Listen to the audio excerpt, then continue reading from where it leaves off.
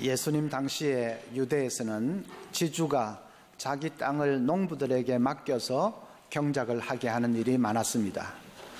그럴 때 지주는 자기 땅이 있는 곳에 살지 않고 좀 멀리 떨어져 있는 도시에서 대부분 삽니다. 그래서 추수할 때가 되면 종을 보내어서 농부들로부터 세를 거두어 드립니다. 소출의 한 40% 정도를 세로 받습니다. 그 세에 대해서 불만을 터뜨리는 농부들이 많았습니다. 그런 농부들은 세를 소장료지요. 그걸 못 내겠다고 거부운동을 벌이기도 하고, 심한 경우에는 세를 받으러 온 이 종들을 폭력을 행사하기도 했습니다. 그러면 주인은 할 수 없이 이제 아들을 보냅니다. 아들은 주인의 아들이니까 그 사람들이 함부로 하지는 못할 것이다. 그래서 협상이 이루어질 것이다 기대를 하고 아들을 보냅니다. 그런데 그건 순진한 생각입니다. 농부들 중에 막 가는 사람들은 아들을 그냥 잡아서 죽입니다. 그 당시 법은 주인이 죽고 상속자마저 죽으면 그러면 그 토지는 오래 경작을 해온 소작인들에게 귀속될 수도 있게 되어 있었습니다. 그러니까 그것을 노리고 아들을 죽이는 것이죠. 그러니까 예수님 지금 이 말씀은 그 당시에 실제로 있었던 일들을 예수님이 비유로 들어서 말씀을 하는 것입니다. 여기서 포도원 주인은 하나님을 가리키고 포도원은 이스라엘을 가리킵니다. 주인이 포도원을 울타리로 잘 두르고 가꾸었다 하는 말은 하나님이 이스라엘을 택한 백성으로 삼으시고 그들에게 특별한 은혜와 복을 주셨다 하는 뜻입니다. 주인이 소출을 받으려고, 세를 받으려고 이 종을 보낸 이 종은 선지자들을 가리킵니다. 그 종을 핍박한 농부들은 이스라엘의 종교 지도자들을 가리킵니다. 대제사장, 서기관, 바리새인 같은 종교 지도자들을 가리킵니다. 종교 지도자들이 선지자들을 얼마나 핍박을 했는지는 구약 성경 읽어보면 잘 나타나 있죠. 그렇게 가혹하게 선지자들을 핍박하다가 결국은 그들 가운데 오신 하나님의 아들로 오신 이 메시아마저 죽여버리고 말았습니다. 그 악한 사람들을 하나님이 심판하십니다. 43절에 그러므로 내가 너희에게 이르노니 하나님의 나라를 너희는 빼앗기고 그 나라에 열매 맺는 백성이 받으리라. 이스라엘이 하나님 나라의 축복을 빼앗기게 될 것이고 그 복이 이방인들에게로 넘어가게 된다 하는 말이죠. 예수님의 이 선언은 역사를 통해서 그대로 이루어졌습니다. 지금 우리 눈으로 보는 저 이스라엘은 기독 신자 인구가 1%도 되지 않습니다. 이스라엘이 경제적으로는 좀 잘 살지 모르지만은 영적으로는 그야말로 캄캄한, 아주 비참한 버림받은 사람들입니다. 이스라엘이 어째서 그렇게 되었을까? 성경의 배경이 된 민족인데 어떻게 그렇게 되었을까? 그런데 여러분, 그것은 그들만의 얘기는 아닙니다. 우리도 잘못하면 그렇게 될 수 있습니다. 예수 믿는다고 하면서 늘 성경 찬송 끼고 다니는 우리도, 늘 교회 마당을 밟고 다니는 우리도 잘못하면 그렇게 될 수 있습니다. 그래서 오늘 말씀을 좀 주목해서 봐야 되겠습니다. 이스라엘이 버림받은 이유가 뭔가? 첫째는 말씀을 온몸으로 받아들이지 않았기 때문입니다. 그들이 말씀을 듣지 못한 게 아닙니다. 수없이 말씀을 들었습니다. 그들이 말씀을 읽지 못한 것도 아닙니다. 계명과 율법의 말씀을 수없이 읽었습니다. 그런데도 그들이 망한 것은 들은 말씀을 지키지 않았기 때문에, 순종하지 않았기 때문입니다. 말씀을 온몸으로 받아들여서 순종해야 될 텐데 그렇게 하지 않았기 때문입니다. 설교를 듣든지 개인 큐티를 하시든지 말씀을 대할 때는 많은 말씀을 깨달으려고 생각하려고 그렇게 하지 마십시오. 딱 한 가지만이라도 붙들고 그 말씀으로 내 마음을 갈아엎어야 됩니다. 호세아 12장 호세아 10장 12절에 너희가 자기를 위하여 공의를 심고 인애를 거두라. 너희 묵은 땅을 기경하라. 묵은 땅을 기경하라. 이것이 내 마음밭을 갈아엎으라는 말입니다. 자꾸 세상 길로 가려고 하는 내 마음의 잡초들을 그냥 갈아엎어야 됩니다. 그리고 그 말씀 붙들고 순종의 걸음을 내딛는 것입니다. 그것이 중요합니다. 한 걸음이라도 순종의 걸음을 내딛는 것입니다.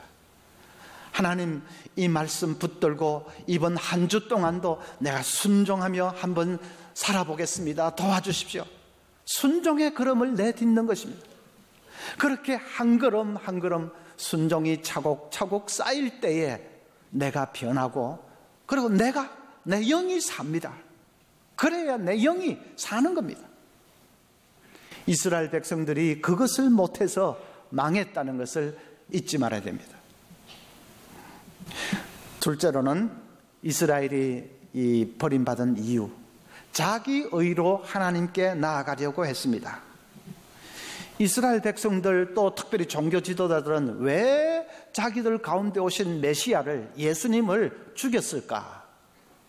자기들은 자기들 의로서 하나님 앞에 나아갈 수 있다, 구원받을 수 있다고 생각했습니다. 그런데 예수님은 그게 아니다. 너희들 속에 있는 죄악과 위선과 탐욕을 어떻게 할 것이냐, 이 회칠한 무덤 같은 자들아. 예수님이 그게 아니라고 하니까 그 소리가 듣기 싫어서 예수님을 죽인 것이죠. 몇 년 전에 세상 떠난 법정 스님은 평생 무소유의 삶을 주장을 하신 분입니다. 자기가 무소유를 주장하게 된 계기가 있습니다. 난을 굉장히 좋아했는데 그 난 키우는 것이 까다롭지 않습니까? 자꾸 거기에 얽매이게 되고 난 때문에 다른 일은 손에 잘 잡히지가 않더랍니다. 그래서 이건 아니다 생각을 하고는 결심을 하고 난 화분을 친구들에게 다 주어버렸답니다. 그리고 나니까 참된 이 자유를 느끼게 되더라는 것입니다.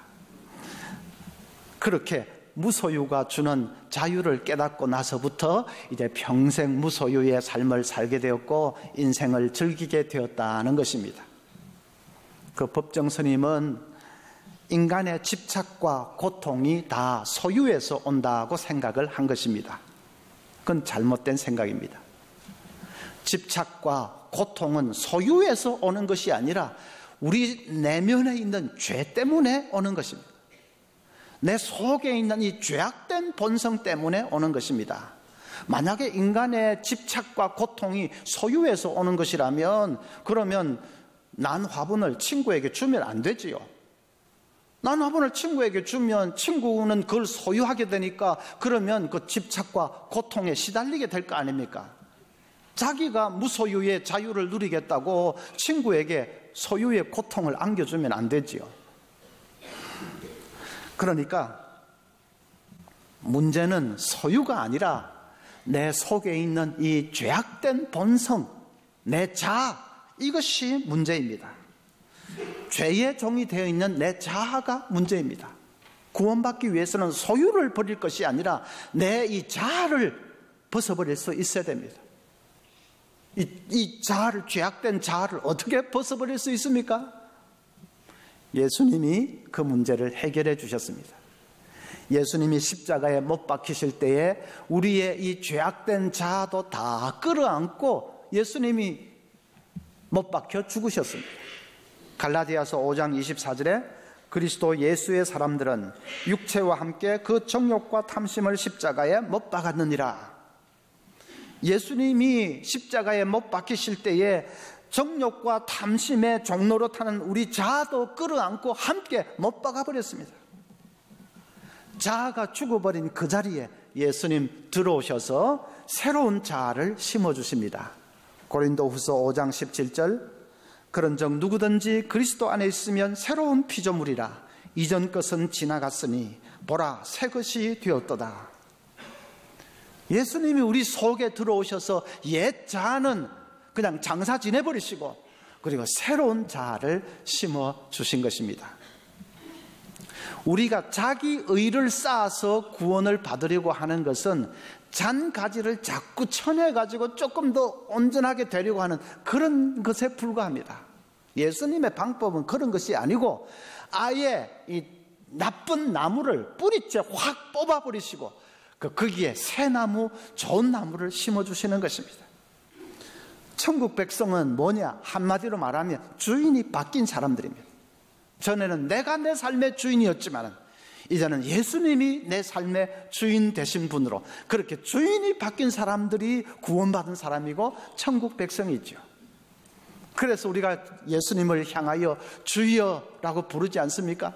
무슨 뜻입니까? 주여, 주인 주자지요. 주여 하는 말은 단순히 예수님을 부르는 호칭이 아닙니다. 당신이 내 삶의 주인이십니다 라는 것을 그 짧은 한마디 속에 담고 고백을 하는 것입니다. 그래서 주님, 주여 하는 것은 엄청난 고백입니다. 당신이 내 삶의 주인입니다. 그렇게 주인이 바뀐 사람은 모든 것이 다 달라지는데 그 중에 두 가지 제일 중요하게 달라지는 것, 두 가지. 하나는 소유에서, 재물에서 자유하게 됩니다. 법정 스님이 무소유 한 것은 사실은 그분이 재물에서 자유하지 못했다는 증거입니다. 재물에서 자유했다면 소유할 수도 있고 안 할 수도 있고 그래야 되는 거 아닙니까? 소유하느냐 안 하느냐 중요한 게 아니고 거기서 완전히 초월하는 경지에 이르러야 되는 것 아닙니까?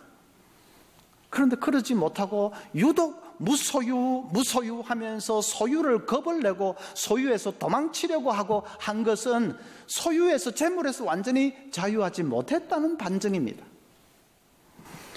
그러나 예수님을 주인으로 모신 사람은 재물에서 자유할 수 있습니다. 내 모든 재물은 하나님의 것인 것을 알기 때문입니다. 하나님이 내게 맡겨주신 것입니다. 하나님 영광을 위해서 사용하라고 하나님이 맡겨주신 것입니다. 그래서 하나님이 원하시면 얼마든지 드릴 수 있습니다. 그 자세가 분명하면 이제 소유에서 자유할 수 있습니다. 만물이 다 내 것입니다. 소유를 겁을 낼 필요가 없습니다. 왜 겁을 냅니까? 왜 도망을 칩니까? 얼마든지 소유할 수 있습니다. 만물이 다 내 것입니다. 그러나 나는 그리스도의 것입니다. 그래서 하나님이 원하시면 얼마든지 드릴 수 있습니다. 그것이 기독교의 무소유 정신입니다. 불교의 무소유하고는 완전히 다르죠. 소유에서 도망치는 것이 아니라 모든 것을 소유할 수 있지만은 만물이 다 내 것이지만은 그러나 거기에 결코 얽매이지 않습니다. 소유의 종이 되는 것이 아니라 소유를 다스리는 주인이 되는 것, 그것이 기독교의 무소유입니다. 예수님을 주인으로 모신 사람은 얼마든지 그런 삶을 살 수 있는 것이죠. 여러분, 소유에서 자유하셨습니까? 무소유 하면서 도망치지 말고 소유를 다스리는 사람이 되어야 됩니다. 하나님의 것입니다. 내게 맡겨주신 것입니다. 그래서 하나님 영광을 위해서 얼마든지 사용할 수 있고 드릴 수 있습니다. 이게 내 것이라고 하는 순간부터 얽매이기 시작합니다. 그러나 하나님이 맡겨주신 거 할 때 우리는 얼마든지 자유할 수 있습니다. 그건 예수님이 내 삶의 주인이 되었으니까 그렇게 살 수 있습니다. 또 예수님이 주인이 되신 그런 사람은 죽음을 두려워하지 않습니다. 미국에서 목회하셨던 김성수 목사님이 이런 간증을 했습니다. 아르헨티나에 사는 성도 한 분이 그 김 목사님 설교를 듣고 인터넷으로 설교를 듣고 은혜를 받았습니다. 설교가 워낙 메시지가 강력하고 선명하니까 그분이 큰 은혜를 받고 복음이 뭔지를 깨닫게 됐습니다. 박종환 집사라는 분인데 그분이 그래서 은혜를 받고는 매일매일 그 김 목사님 설교 CD를 듣고 또 찬양 CD를 들으면서 너무나도 행복해합니다. 그러다가 한 번은 밑이 좀 불편한데 그냥 취질이겠지 생각하면서 시간을 보냈습니다. 근데 아무래도 안 좋아서 병원에 갔더니 직장암 판정을 받았습니다. 이미 말기였습니다. 암 중에서 제일 고통스러운 암이 직장암 아닙니까? 힘든 투병 생활을 하게 됐습니다. 그런데도 그 집사님은 그 정말 고통스러운 극한 상황 가운데서도 하나님 말씀에 감격해하면서 정말 온몸으로 말씀을 받아들인다는 게 아마 그런 걸 겁니다. 그 하나님 말씀에 감격해하면서 또 찬양은 집으로 가자 하는 찬양을 듣습니다. 천국 소망에 관한 찬양인데 집으로 가자, 그 찬양을 들으면서 감사가 넘치는 생활을 하십니다. 김성수 목사님이 아르헨티나로 가서 인터넷 성도들을 다 모아가지고 3일 특별 집회를 하는데 거기에 그 박 집사님이 쇠약한 몸을 이끌고 또 오셨습니다. 나에게 복음을 가르쳐준 목사님, 마지막으로 한번 뵙고 마지막으로 한 번 더 뵙고 가야지 하고는 와서 또 은혜를 받았습니다. 그리고 한 달쯤 후에 세상을 떠났습니다.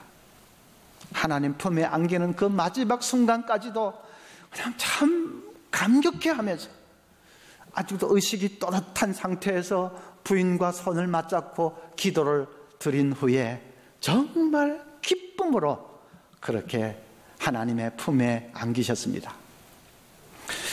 그 간증을 읽으면서 저는 한 장면이 떠올랐습니다. 죽음이 벌벌 떨고 있는 장면이 보였습니다. 사람이 벌벌 떠는 것이 아니라 그 사람 앞에서 죽음이 벌벌 떨고 있습니다. 사망아, 너의 쏘는 것이 어디 있느냐 한 말씀 그대로 사망이 그냥 그분 앞에서 벌벌 떨고 있는 장면이 보였습니다. 예수님을 주인으로 모셨기 때문에, 예수님 주인으로 모시는 사람 다 그럴 수 있습니다. 왜냐하면 평생 그냥 주인 대신 그분만 바라보고 살아왔는데, 그분 손만 붙들고 살아왔는데 마지막 순간에 그분께서 우리를 천국으로 인도해 주시지 않겠습니까? 당신이 계신 그 영광의 나라로 우리를 영접해 주시지 않겠습니까? 그 믿음이 분명하기 때문에 그냥 뭐 공포고 뭐고 다 사라지는 것입니다. 예수님을 주인으로 모시고 산다는 것은 무슨 이론적인 말이 아니라 사람을 얽매고 있는 그 재물에서부터 완전히 자유하고, 그리고 우리를 공포로 몰아넣는 그 죽음에 대해서도 얼마든지 이길 수 있는 것. 여러분, 구원받은 사람은 주인이 바뀐 사람입니다. 날마다 그것을 체험해야 됩니다. 하루를 사시기 전에 새벽 시간에 먼저 그것부터 분명히 고백하십시오. 주님, 당신이 내 삶의 주인이십니다. 그것부터 분명하게 고백을 하고 붙드십시오. 내 생각대로 움직이지 않겠습니다. 당신께서 인도해 주십시오. 그걸 분명히 하십시오. 내 힘으로 내 능력으로 살지 않겠습니다. 살 수도 없습니다. 당신이 도와주십시오. 그걸 분명히 하십시오.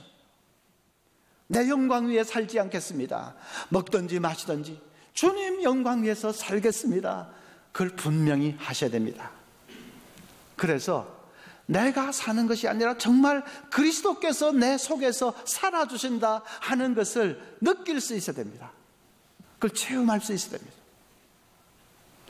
이스라엘 백성들은 그것을 못하고 기껏 한다는 게 자기 의를 쌓아서 하나님 앞에 나아가리고, 그래서 망한 것을 우리가 기억해야 되겠습니다. 세 번째로는 이스라엘이 버림받은 이유, 그들은 고난을 통해서도 깨어지지 않았습니다. 역사상의 나라를 잃고 로마의 압제에 신음하고 바벨론에게 망하고 수없이 고난을 당하면서도 그 이스라엘 백성들은 깨어지지를 않았습니다. 그러니까 다른 방법이 없는 것이죠. 망할 수밖에 없는 것이죠. 42절에 예수께서 이르시되 너희가 성경에 건축자들이 버린 돌이 모퉁이의 머릿돌이 되었나니 이것은 주로 말미암아 된 것이요 우리 눈에 기이하도다 함을 읽어본 일이 없느냐. 버린 돌이 머릿돌이 되었다. 자, 이것은 이스라엘 종교 지도자들이 예수님을 죽였지만은 예수님 부활하셔서 그래서 구원의 주가 되신다는 것을 말하는 것입니다. 그런데 이 구절은 직접적으로는 시편 118편에서 인용을 한 것인데 거기서는 다윗을 가리켜서 하는 말입니다. 다윗은 사울왕에게 이리저리 쫓겨다니는 버린 돌 같은 신세였습니다. 그렇지만 그가 나중에는 왕의 자리에 올라서 그래서 이스라엘의 머릿돌 같은 사람이 되었다 하는 말입니다. 다윗이 왜 그렇게 될 수가 있었습니까? 인생 역전이라도 그런 역전이 없는데 어떻게 버린 돌 같았던 다윗이 머릿돌이 될 수 있었습니까? 고난을 통해서죠. 이리저리 쫓겨다니며 핍박을 당하는 그 무수한 고난을 통해서 그는 낮아질 대로 낮아졌습니다. 전심으로 하나님만을 의지하는 정금 같은 믿음의 사람이 되었습니다. 그러니까 하나님이 그를 높여주시는 것은 당연한 것이고 머릿돌이 된 것입니다. 히브리 격언에 신은 부서진 것들을 사용하신다 하는 말이 있습니다. 흙도 부서져야 옥토가 되어서 곡식이 잘 자라죠. 곡식도 부서져야 빵이 됩니다. 빵도 부서져야 에너지가 됩니다. 포도도 부서져야 포도주가 됩니다. 사람도 부서져야 인간이 된다. 믿음의 사람이 된다. 무엇으로 부서질 수 있습니까? 고난을 통해서. 우리의 교만이 부서지고 깨어지는 것도 고난을 통해서. 우리의 불신앙이 깨어지는 것도 고난을 통해서. 그래서 고난이 축복입니다. 탤런트 이광기 씨는 몇 년 전에 아들을 떠나보냈습니다. 아들이 7살이었는데 신종플루에 걸려가지고 고통을 하다가 결국은 죽고 말았습니다. 그런데 그 아들의 죽음이 미지근한 그분의 신앙을 완전히 바꾸어 놓았다고 합니다. 아들 이름으로 나온 보험금을 IT 지진 만나서 폐허가 된 그 사람들을 위한 구호헌금으로 다 내놓았습니다. 그리고 자기가 직접 구호 현장에 가겠다고 그렇게 나섰습니다. 가족들이 그 지진 때문에 위험하다고 만류하는데도 내가 가는 것은 나만 가는 것이 아니라 하나님께서 함께 하시는 여정이라고 가족들을 설득해서 그래서 IT로 갔습니다. 갈 때 아들 석규의 옷가지들을 다 챙겨서 갔습니다. 또 석규가 그린 그 그림을 밑바탕으로 해가지고 티셔츠를 200장 주문 제작을 하고 또 초콜릿도 준비해서 갔습니다. 이틀을 날아서 IT에 갔습니다. 가보니까 그냥 부모 잃고 고아가 된 애들이 얼마나 많은지. 그런데 그 애들이 다 석규로 보이는 것이 아니겠습니까? 아들 석규를 떠나보낸 후에 꿈에라도 한번 만나게 해달라고 그렇게 하나님께 간절히 기도했는데 IT에서 석규를 만났습니다. 그 아이들이 다 석규였습니다.